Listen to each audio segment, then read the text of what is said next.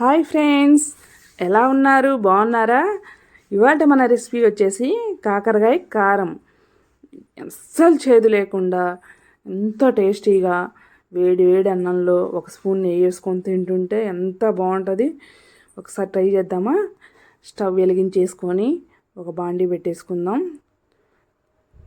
ఇప్పుడు 1 table spoon oil, అది కొంచెం హీట్ అవ్వాలి.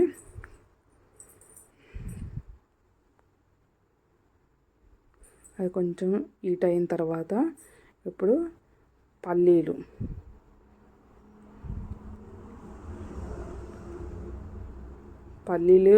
లైట్గా వేగిన తర్వాత ధనియాలు ఈ లైట్గా వేగాలి. నేను ఒక 1/2 కేజీ కాకరకాయలు తీసుకున్నా. ఒక 2 టేబుల్ స్పూన్ జీలకర్ర, కొంచెం కొబ్బరి, కొంచెం చింతపండు ఇవి వేసేసి లైట్గా దోరగా వేపుకొని కొబ్బరి వేయగానే స్టవ్ బంద్ చేయాలి.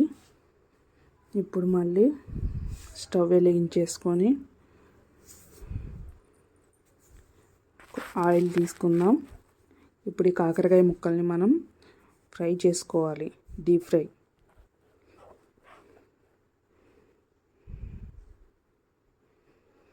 ఇలా కొన్ని కొన్ని వేసుకుంటూ ఫ్రై చేసుకుందాం.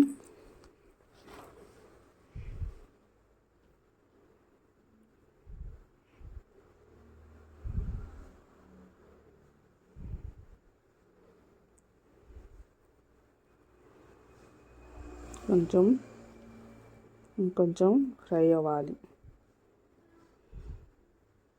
చూడండి, ఇలా ఫ్రై చేసుకున్న కాకరకాయ ముక్కల్ని పక్కకి తీసుకుందాం ప్లేట్లోకి.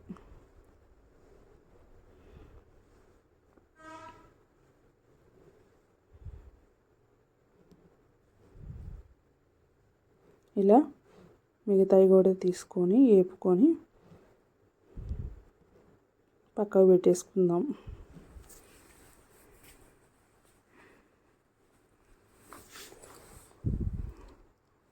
చూడండి, ఇలా పక్కకు పెట్టేసుకున్నాక ఇప్పుడు మనం వేపుకున్న పల్లీలు, జీలకర్ర, ధనియాలు, చింతపండు ఇవన్నీ మిక్సీలోకి వేసేసుకొని ఎల్లిపాయలు ఒక రెండు ఎల్లిపాయలు, చిన్న సైజు ఎల్లిపాయలు 2 తీసుకున్నా. ఇప్పుడు కాకరకాయలు 1/2 కేజీ కాకరకాయలు తగ్గట్టు కారం తీసుకుంటున్నా.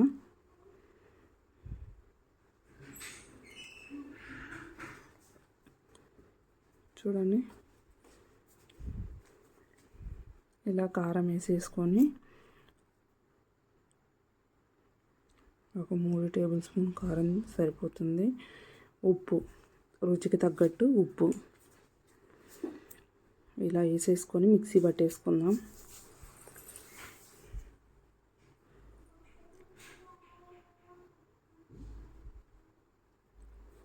ఇలా మిక్సీ పట్టేసుకొని దీంట్లో మనం కావాలంటే నువ్వులు అవి కూడా యాడ్ చేసుకోవచ్చు.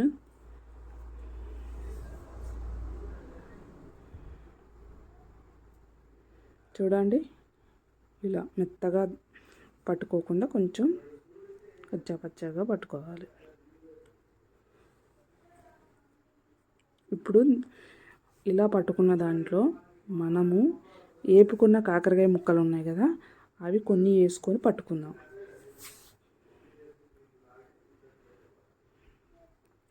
ఇలా ట్రై చేయండి ఒక్కసారి, చాలా బాగుంటుంది కాకరకాయ కారం. వీలైతే కాకరకాయ కారంలో మనం మొత్తం కూడా ఇలానే పట్టుకోవచ్చు. ఇప్పుడు యాజ్ టీజ్గా ఇప్పుడు ప్రాసెస్ మొత్తం ఫస్ట్ నుంచి చూసారు కదా, ఈ కాకరకాయ ముక్కలు మొత్తం పట్టుకోవచ్చు.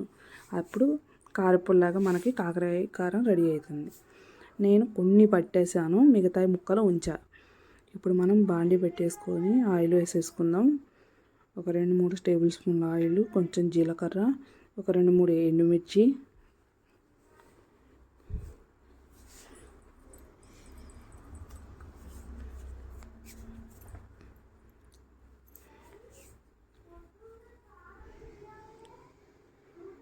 చూడండి ఇలా ఎండుమిర్చి కొంచెం వేగనివ్వాలి.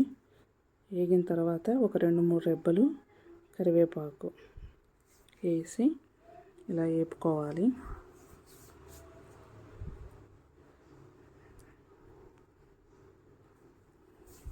ఇలా వేపుకున్న దాంట్లో మనము మిగతా పక్కన పెట్టుకున్నాం కదా కాకరకాయ ముక్కలు అవి వేసుకుందాం. కొంచెం పసుపు, చిటికెడు పసుపు వేసుకొని కొంచెం తిప్పుకున్న తర్వాత ఈ కాకరకాయ ముక్కల్ని వేసేసుకుందాం. పసుపు మనము మిక్సీలో పట్టుకునేటప్పుడు కూడా వేసుకోవచ్చు. ఇలా నూనెలో వేసుకుంటే అన్నిటికీ ముక్కలకి వాటికి పడుతుంది. ఇప్పుడు ఇలా సైడ్కి ఇట్లా మధ్యలో ఈ ముక్కలు తీసేసి ఇప్పుడు మనం మిక్సీ పట్టుకున్న కారాన్ని వేసుకుందాం. ఇలా మొత్తం కారం వేసుకొని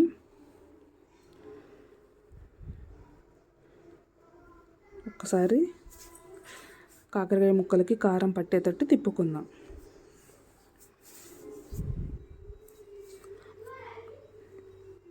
ఇది మనకి ఒక వారం 10 రోజుల దాకా నిల్వ ఉంటుంది. బయట ఉన్నా కూడా ఫ్రిడ్జ్లో ఉంటే ఒక నెల అయినా ఉంటుంది ఫ్రెండ్స్. చాలా బాగుంటుంది. మొత్తం ముక్కలకి కారం మొత్తం పట్టేలాగా కలిపేసుకుందాం. చూడండి రెడీ అయిపోయింది. చాలా బాగుంటుంది ఫ్రెండ్స్. వేడి వేడి అన్నంలో ఇలా తింటుంటే.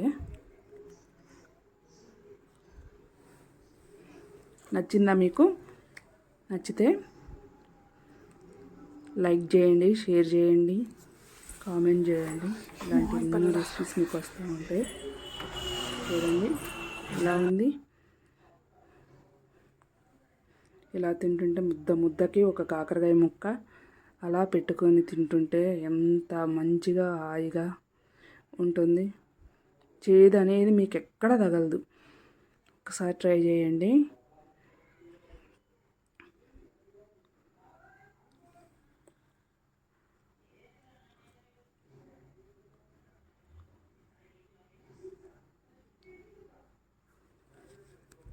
Bye bye.